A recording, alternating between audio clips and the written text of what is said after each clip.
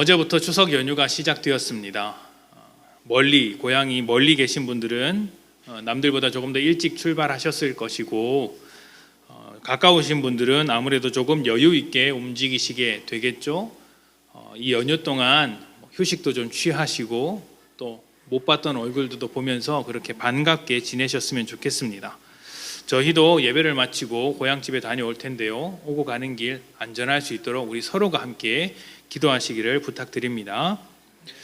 명절이 되면 떨어져 지낸 가족들을 만나게 되고 또 그러다 보니까 정겹고 훈훈한 분위기가 되기를 기대하는 사람들이 많이 있습니다. 모두가 기대하는 모습이고요.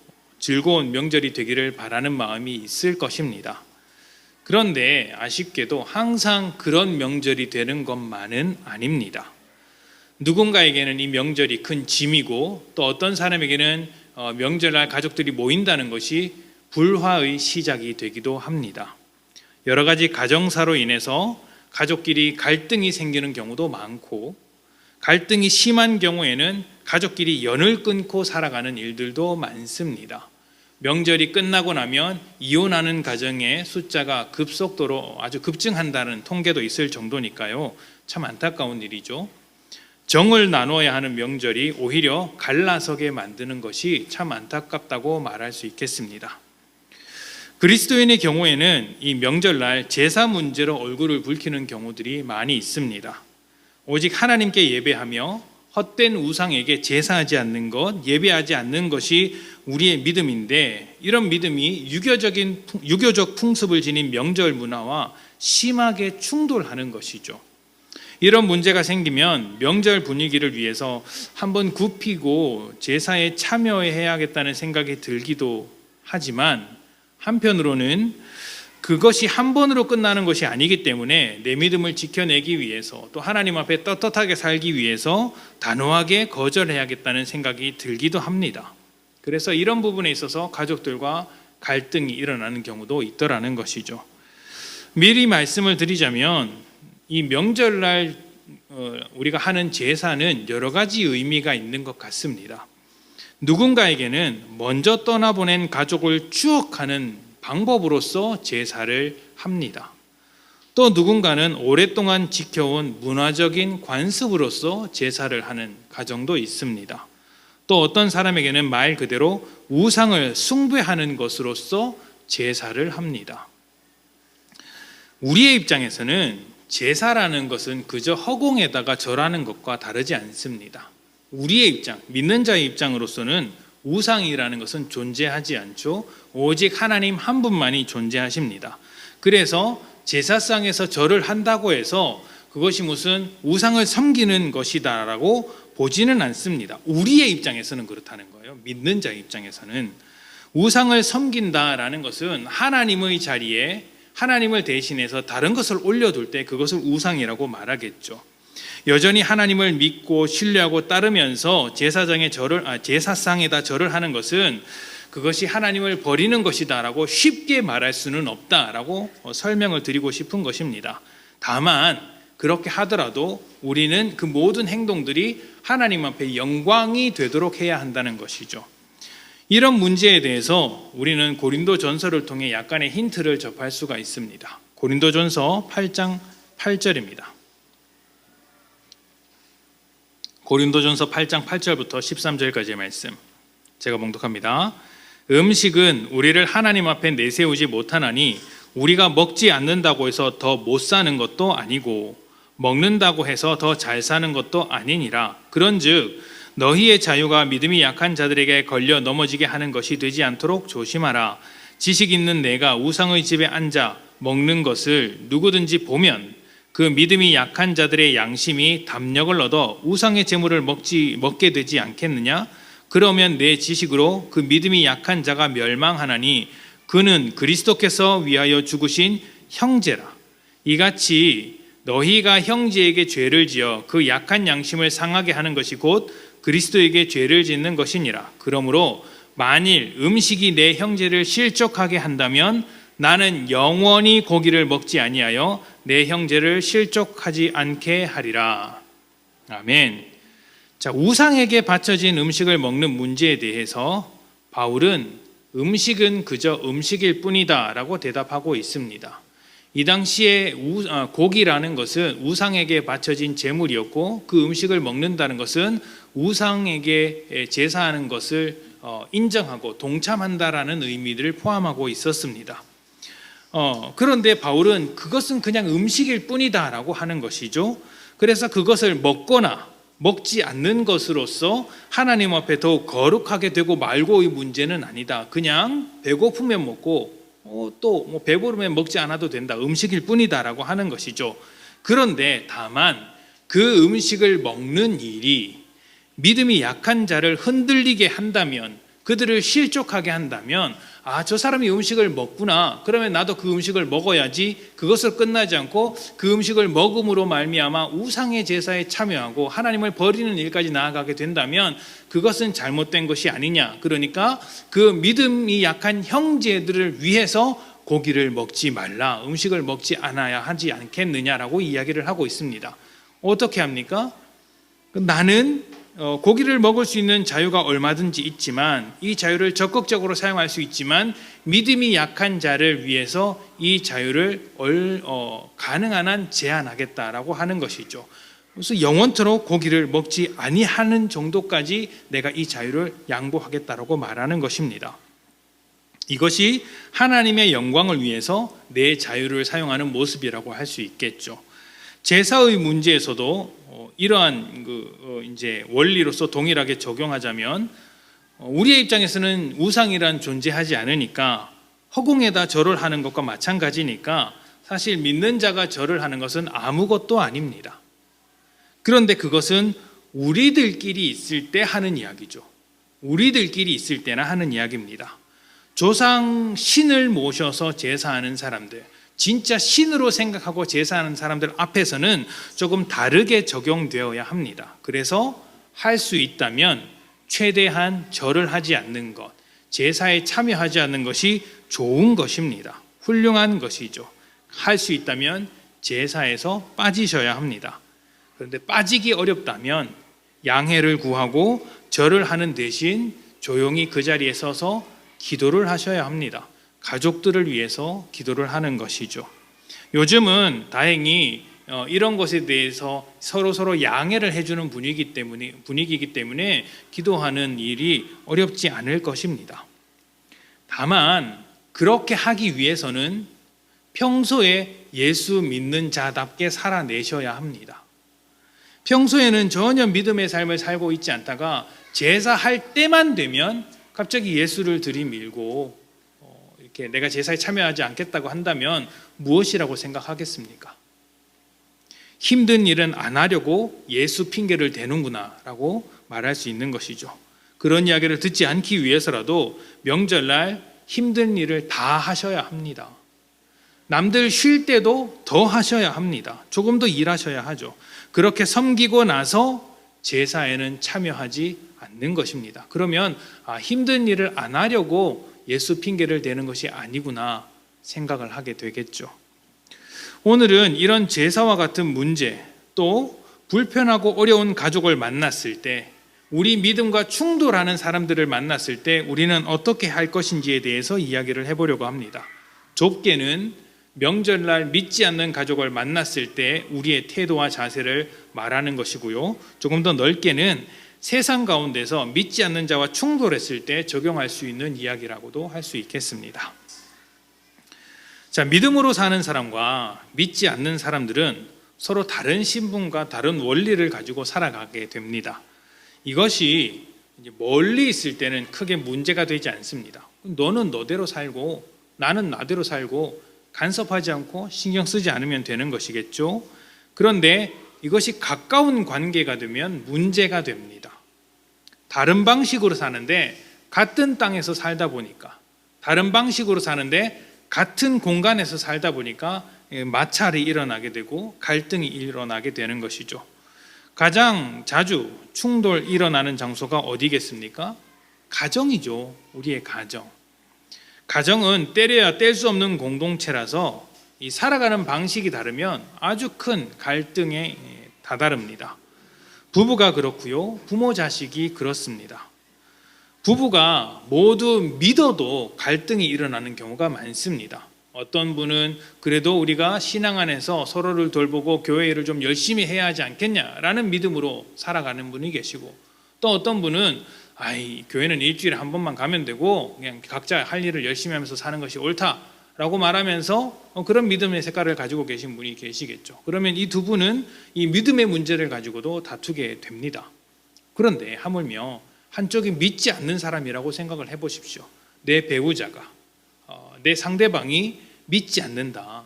그러면 아주 큰 갈등이 일어나는 것이죠. 매우 심각하게 다투기도 합니다. 명절에 가족들이 모여서 좋은 이야기 하려다가 다투는 이유도 서로 다른 삶을 살기 때문이죠. 제사 문제도 믿음으로 사는 우리와 다른 방식으로 살아가는 사람들이 만났기 때문에 일어나는 일이라고 할 수 있겠습니다. 자, 이렇게 다른 삶을 사는 사람들이 만났을 때, 충돌할 때 가장 먼저 떠올리는 방법이 뭐냐면요, 굴복시키는 거예요. 굴복시키는 것. 힘으로 누르는 것이죠. 처음에는 말로 굴복시킵니다. 이렇게 구슬리는 것이죠. 좋게 말하기도 하고 아주 논리적으로 말하기도 합니다. 합당한 명분을 내세우기도 합니다. 한 번만 양보하면 된다. 왜 자꾸 그렇게 삐딱하게 사느냐? 너 하나 때문에 집안 분위기가 이게 뭐냐?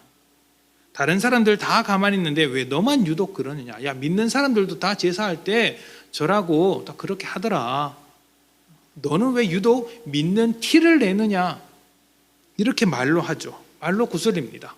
근데 이 말이 안 통하면 그 다음에 어떻게 합니까? 실력 행사를 하죠. 가지고 있는 힘으로 눌러댑니다. 어떻게 누를까요? 나이로 누르죠. 머리에 피도 안 마른 게 어른이 이야기하는데 이렇게 나오는 것이죠. 뭘로 이야기합니까? 그 다음 서열로 이야기합니다. 형님이 이제 동서지간의 아랫사람한테 이렇게 누르는 것이죠. 또 배경으로 누릅니다. 내가 이 집안에서 어떤 위치인 줄 알아? 하면서 배경으로 눌러버리는 것이죠. 그러니까 말로 구슬리는 것이나 실력을 행사하는 것이나 원리상으로는 모두 내가 가진 힘을 사용하는 거예요. 힘을 사용해서 굴복시키는 것이죠. 네 뜻을 꺾으라라고 하는 것입니다. 그런데 사람은요, 기본적으로 굴복당하는 것을 싫어합니다. 누가 좋아하겠습니까? 모든 것을 잃어버린 사람이라고 할지라도 자존심 하나만큼은 지키려고 하지 않습니까? 이 자존심을 건드리면 화를 냅니다. 버럭 화를 내면서 네가 뭔데 나한테 뭐라고 그래? 라고 달려들죠. 굴복시킨다라는 것은 그 남은 자존심, 존재에 대한 자부심 그 하나를 꺾는 것이기 때문에 사람은 쉽게 물러서지 않습니다. 그러면 이제 그때부터는 전쟁이 일어나죠. 굴복시키는 대상에게 맞서 싸우는 것입니다. 사람 사이에 일어나는 이 갈등은요, 대부분 이러한 힘의 대결입니다. 이 힘에 엮이는 것이죠. 왜 갈등할까요? 내가 그 사람에게 굴복당하기 싫어서 갈등이 일어나는 것입니다. 내 생각을 접고 들어가는 것이 내 마음에 들지 않죠. 왜 내가 굽혀야 돼? 라는 생각을 갖게 되는 것입니다. 처음에는 조금 참지만 시간이 지날수록 참기 어려워서 나중에는 폭발하게 되고요, 심각하게 갈등하게 되는 것입니다. 다 그렇습니다. 다. 명절날 일어나는 갈등도 힘과 힘의 싸움입니다. 고집과 고집의 싸움이죠. 가족 간의 갈등만 그런 게 아닙니다. 다 그런 거예요. 집단과 집단과의 싸움도 사실은 힘과 힘의 싸움이고 고집과 고집의 갈등입니다. 나라와 나라 사이에서 일어나는 갈등도 그렇습니다. 힘과 힘의 싸움이고 고집과 고집의 싸움입니다. 그런데 그렇게 해서는 해결되는 것이 하나도 없다는 거예요. 하나도 없습니다. 어느 하나가 죽기 전까지는 절대로 해결되지 않습니다. 신앙의 문제에 있어서 여러 가지 문제들도 이런 식으로 접근하는 경우가 참 많이 있습니다. 우리나라의 경우에는 종교 국가가 아니죠. 민주주의 국가입니다. 그래서 특정 종교의 이념을 따르지 않고 인본주의적인 가치를 따릅니다. 인본주의를 논하려면 시간이 많이 걸리는데 간단하게 말씀을 드리자면 사람이 최고의 가치다라는 생각을 가지고 사람이 주체가 되어서 살아가려는 것을 말합니다. 그래서 사람의 판단을 믿고 사람의 도덕을 믿고 사람의 결정을 따르는 것이죠. 다수결로 결정하는 것입니다. 이것과 반대되는 여러 가지 개념 중에 하나가 신본주의입니다. 신본주의는 신을 최고로 여기면서 신이 주체가 되는 삶을 말하는 것이죠. 저는 기독교의 시선으로 보자면 개인적으로 생각하기에는 인본주의나 신본주의나 굉장히 비슷한 가치를 추구한다고 생각합니다. 다른 종교가 말하는 그 신본주의 아니라 기독교 안에서의 신본주의는 그렇다라는 것이죠. 왜냐하면요, 기독교의 경우에는 이제 하나님께서 인간을 생각하는 것을 가치로 삼고 있기 때문이죠. 그러니까 인본주의라는 것은 인간이 주체가 되어서 인간의 방법으로서 인간의 삶을 더욱더 복되게 만들어가는 것이라고 할 수 있다면, 기독교의 신본주의는 하나님께서 주체가 되어 인간을 위해서 하나님이 애쓰시는 것, 인간을 가치 있게 여겨주시는 것이라고 말할 수 있습니다. 그러니까 두 가치 모두 사람을 위해서 노력하는 것이죠. 다만 사람의 방법을 따르느냐 하나님의 방법을 따르느냐 하는 것인데, 하나님의 방법이 무엇입니까? 결국에는 십자가였고 사랑이지 않습니까? 그러니까 이것이 인본주의에서 그렇게 기대하고 고대하는 그런 가치와 정말 다르다고 말할 수 있는 것인지 생각해 볼 수 있어야 하는 것이죠. 이런 것에 대한 이야기는 조금 더 구체적으로 나중에 하고요. 인본주의를 따르는 우리의 법은 신을 고려하지 않습니다. 하나님을 인정하지 않습니다. 사람만 생각하죠. 그러다 보니 기독교의 가치를 따라 살아가는 우리와 충돌이 일어날 수밖에 없습니다. 어떤 지점에서는 충돌이 일어나죠. 어떤 충돌이 있을까요? 일단 코로나 때문에 예배가 멈춘 것을 예로 들 수가 있겠습니다. 깊이는 이야기하지 않겠습니다. 다만 이 예배의 문제를 놓고 충돌이 일어났던 것은 신을 인정하느냐 인정하지 않느냐와의 문제와 깊이 관련이 있는 것이죠. 우리나라의 법은 신을 인정하고 있지 않으니까 예배라는 것은 개인적인 취향에 불과하고, 개인적인 취향이니까 이것은 안 해도 되는 것 아니냐라고 이야기를 하는 것이죠. 그러니까 먹고 사는 문제는 굉장히 중요하죠. 그래서 직장을 폐쇄하지는 않습니다. 아이들이 배우는 것은 중요하죠. 그래서 학교를 여전히 운영합니다. 그러나 예배드리는 것은 그렇게 중요한 문제가 아니에요. 일종의 취미 생활로만 보기 때문에 그런 것입니다. 그런데 하나님을 의지하는 우리는 이것은 굉장히 중요한 문제죠. 하나님과 소통하며 우리 삶을 이끌어가는 아주 중요하고 소중한 시간이기 때문에 포기할 수 없죠. 그래서 우리는 예배를 드리려고 하고, 사람들은 이런 상황에서 무슨 예배를 드리려고 하냐 막는 것이죠. 그래서 충돌이 일어나는 것입니다. 이 충돌을 우리가 어떻게 대할 것인가는 조금 더 넓은 마음으로 대해야겠죠. 우리는 하나님의 크신 사랑을 품어야 하는 사람들이니까. 어찌되었든 신이 있느냐 없느냐를 가지고 충돌하는 세상 속에서 살고 있습니다. 또 어떤 것이 있을까요? 차별금지법을 만들어서 동성에 대한 반대 자체를 무효화하려는 것이 있습니다. 이런 문제도 충돌이 있을 수밖에 없겠죠.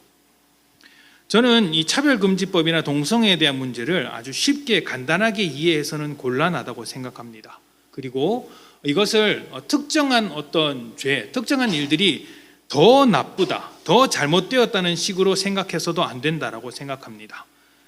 그리스도인에게 있어서 죄라는 것은 그냥 나쁜 일을 했다라는 것으로만 이해해서는 곤란하죠. 조금 다르게 이해해야 합니다. 우리가 생각하기에 죄라는 것은 인간이 가야 할 방향을 잘못 잡았다라는 것을 뜻하고 있는 거예요. 더 쉽게 말씀드리자면 고장이 난 거예요. 고장.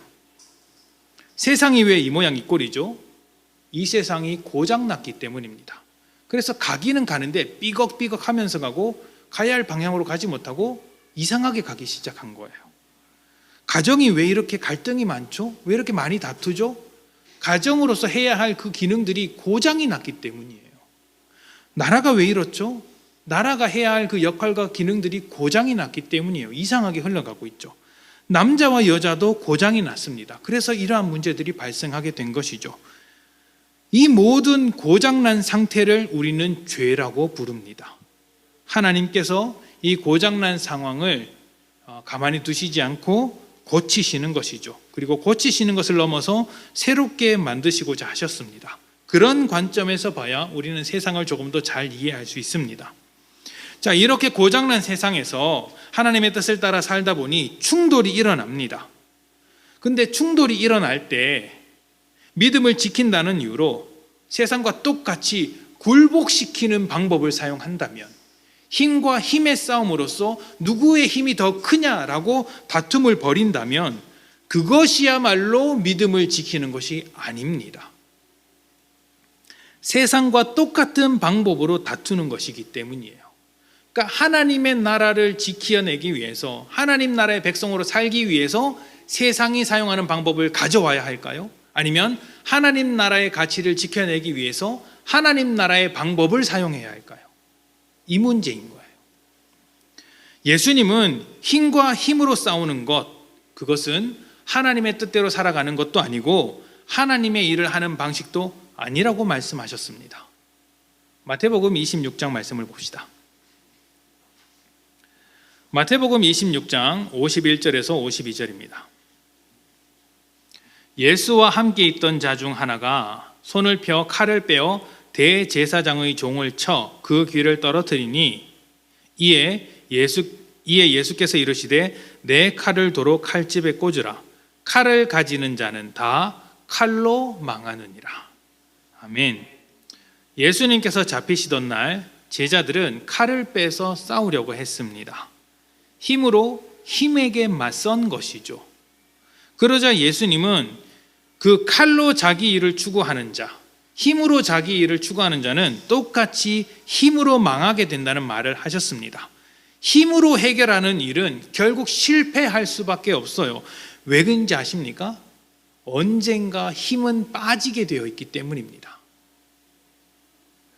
명절에 가족들끼리 갈등이 있죠. 갈등이 있을 수 있습니다. 흔하게 일어나는 갈등 중에 하나가 고부간의 갈등이죠. 드라마에서도 굉장히 많이 나오고 사실 우리가 살면서 자주 겪는 갈등입니다. 시어머니와 며느리 사이의 갈등이 있을 때 힘으로 누르면 어떻게 될까요? 잠시 동안은 힘으로 눌려 있을 수 있습니다. 이 문제를 가지고 이혼할 수는 없으니까 시어머니가 누르면 그냥 눌려 있는 것이죠. 또 반대로 며느리가 기분 나빠서 진짜 아들과 이혼하면 곤란하니까 시어머니가 며느리의 기세에 눌려 있는 경우도 있습니다. 눌려 있는 것이죠. 그러다가 어느 한쪽에 힘이 약해지면 나이가 들어서든 명분이 사라져서든 해서 이렇게 힘이 약해지면 이 눌러왔던 문제가 한 번에 터집니다. 그렇지 않습니까? 이게 아주 쉽게 고부간의 갈등을 예로 들었지만 모든 문제에서 나타나는 이제 현상이에요. 정치적인 상황에서 힘으로 누르면 다른 쪽이 얌전히 있습니까? 처음에는 눌려 있겠죠. 힘이 없으니까. 그러다가 힘이 약해지는 순간 터져 나오는 것이죠. 좌우 가릴 것 없이 그렇습니다. 그 원리는 똑같은 거예요. 칼로 흥한 자는 칼로 망하게 되는 것이고 힘으로 흥한 자는 힘으로 망하게 되더라는 것입니다. 이것이 세상에서 흘러가는 원리입니다. 그렇다면 우리는요, 믿는 자는 그렇게 힘으로 누르는 것이 아니라 다른 방법을 사용해야 하지 않습니까? 우리를 반대하는 자들, 우리를 불편하게 하는 자들, 우리의 믿음에 걸림돌이 되는 자들, 우리와 충돌하는 자들 앞에서 우리는 어떻게 대해야 할까요? 힘과 힘으로 맞서지 않는다면 어떻게 해야 할까요? 그것이 오늘 말씀입니다. 로마서 12장 14절부터 17절입니다.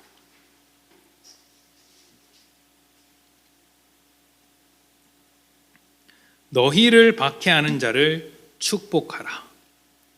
너희를 못 살게 하는 자를 축복하라. 너희 믿음을 불편하게 만드는 자들을 축복하라. 너희를 못 살게 구는 자들을 축복하라. 너희를 죽일 것 같이 가만두지 않는 자를 축복하라. 축복하고 저주하지 말라. 즐거워하는 자들과 함께 즐거워하고 우는 자들과 함께 울라. 서로 마음을 같이하며 높은 데에 마음을 두지 말고 도리어 낮은 데 처하며 스스로 지혜 있는 채 하지 말라.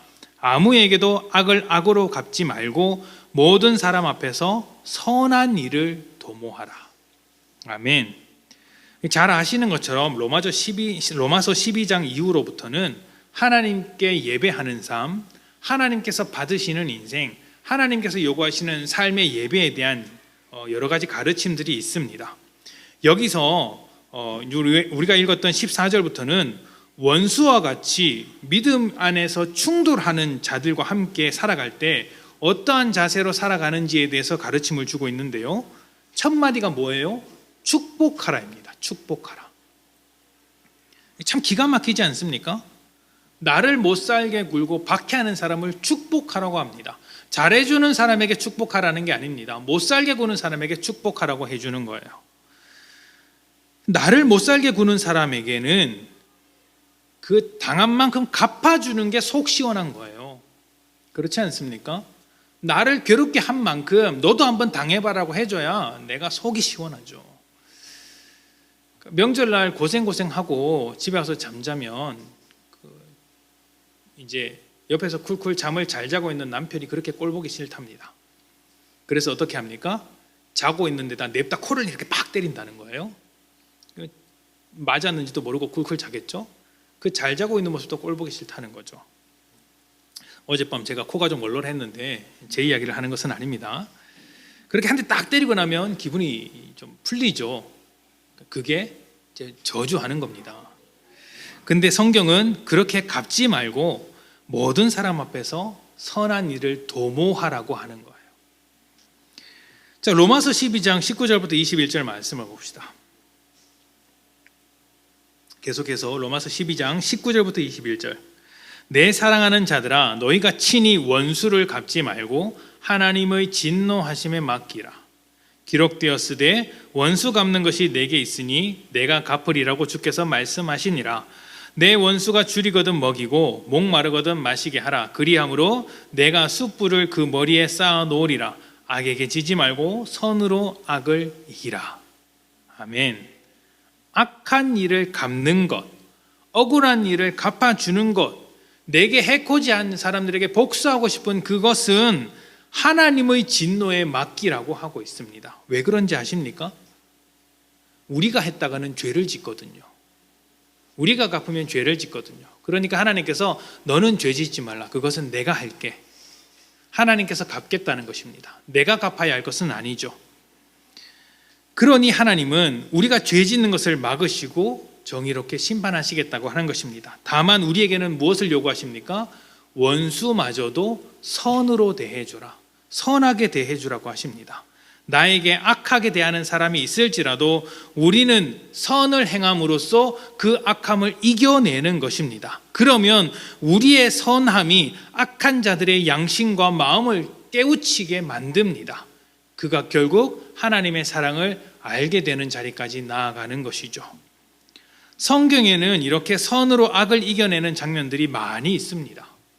사도행전에는 베드로와 요한이 복음을 전하다가 공회에 잡혀가는 모습이 나옵니다. 국가 권력에 잡혀가는 것이죠. 그때 베드로가 설교했을 때 믿는 자의 숫자가 수천 명에 이른다라고 증언하고 있습니다. 그러면 베드로가 잡혀갈 때 그 수천 명의 사람들을 동원해서 잡아가지 못하도록 막을 수 있는 것 아닙니까? 잡아갈 때 그 수천 명의 사람들을 동원해서 한번 싸워볼 만하지 않습니까? 충분히 수천 명인데. 그런데 베드로와 요한은 순순히 잡혀갑니다. 예수님께서 잡혀갔을 때 칼을 뽑았던 제자들이에요. 근데 지금은 순순히 잡혀가더라는 것입니다. 그리고 공회의 사람들이 때리면 맞습니다. 무리들이 악하게 대할 때 그 악을 꺾기 위해서 칼을 뽑아들지 않았습니다. 그냥 예수님을 전했을 뿐이죠.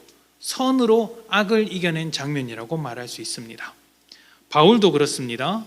예루살렘에 들어갔을 때나 로마의 법정에 섰을 때, 감옥에 투옥되었을 때, 사람들로부터 돌에 맞을 때, 억울하게 모함당할 때 그 모든 악함을 몸소 간수했습니다. 그냥 감당했어요. 받아들였어요. 사람들에게 억울함을 당할 때 어떤 조직을 만들어서 자기가 섬기는 교회 사람들에게 사람들을 동원해라, 우리가 맞서 싸워야 한다고 말하지 않았습니다. 그냥 맞는 그 자리에서 복음만 전했습니다. 맞아가면서 말이죠. 자신의 신념과 믿음을 내려놓지 않고 악하게 대하는 자들의 악을 모두 받아내면서 자신의 선함을 지켜낸 것이죠. 어떻게요? 복수하지 않음으로, 저주하지 않음으로, 오히려 축복함으로 자기의 선함을 드러냈습니다.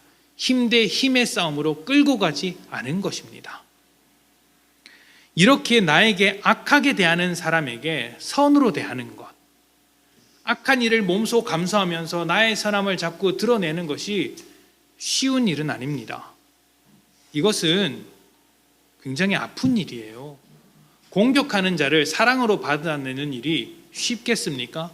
이거 찌르면 그냥 찔려야 하는 것이고요. 때리면 맞아야 하는 것이고요. 죽이면 그냥 죽는 일이에요. 순교는 이런 자리에서 일어나는 것이거든요. 거의 맞고만 있으라, 그냥 가만히 그냥 죽으라는 말과 다르지 않습니다. 성경이 이것을 요구하죠. 근데 어떤 방식으로 요구하냐면 이렇게 요구하는 거예요. 로마서 12장 18절입니다. 우리 같이 읽어볼까요? 시작. 할 수 있거든 너희로서는 모든 사람과 더불어 화목하라. 아멘. 악한 사람에게 선으로 대하는 일을 어떻게 하느냐면 할 수 있을 때 하는 겁니다. 할 수 있거든 하는 거예요. 내가 주님의 사랑을 깊이 깨닫고 그 사랑과 주님의 선하심을 내 삶 속에서 실천할 수 있다면 그렇게 하는 것이죠. 못하겠으면요, 그 자리에서 도망가십시오. 피하십시오. 충돌을 피하는 것입니다. 선을 행하지 못할지언정 악을 행할 수는 없으니까 그냥 그 자리에서 피하는 것입니다. 명절날 그 친척 집에 갔더니 도저히 내가 터질 것 같아서 안 되겠다. 그러면 여러 가지 핑계를 대고 그냥 빨리 집에 오십시오. 교회 와서 하나님 저 도저히 안 되겠습니다. 실패했습니다. 라고 회개하시고 그냥 일상으로 돌아오시는 게 잘하시는 겁니다. 할 수 없다면 그렇게 하시라는 것입니다. 그러나 피할 수 없는 자리라면 할 수 있는 마음과 힘을 달라고 주님께 기도하며 선을 행하셔야 합니다. 주님께서 우리에게 할 수 있거든 하라고 하신 이 말씀을 기억하십시오. 할 수 있거든 하라. 반드시 해야 한다는 것은 아닙니다. 그만큼 우리의 사정과 상황을 살펴주시는 것이죠. 그리고 우리가 주님의 은혜와 사랑을 정말로 깨닫고 성장했다면, 할 수 있을 만큼의 믿음의 크기가 되었다면 그 자리에서 내가 좀 불편하다고 피하지 마시고 할 수 있는 만큼의 선을 드러내시라는 것입니다. 악함을 견디시고 선한 모습으로 섬기고 오시라는 것이죠. 명절이 되어서 가족들끼리 만나면 좋은 일이 많아야 하겠지만 크든 작든 충돌하는 일들이 있습니다. 뭐 저라고 없겠습니까? 제사 문제로 충돌하기도 하고 또 여러 가지 가정사나 성격 차이 때문에 충돌하는 경우도 있습니다. 요즘에는 고부 간의 갈등보다 장서 간의 갈등, 그러니까 장인 어른, 처가와 사위의 관계가 더 어렵다고 이야기를 하죠. 어찌됐든 여러 가지 문제로 충돌을 합니다. 그때 우리는 그리스도인으로서 그 자리에 있다는 것을 잊어서는 안 됩니다. 하나님께서 그 자리에서도 우리와 함께하고 계시기 때문이죠. 할 수 있다면 그 모든 자리에서 선하게 살아내십시오.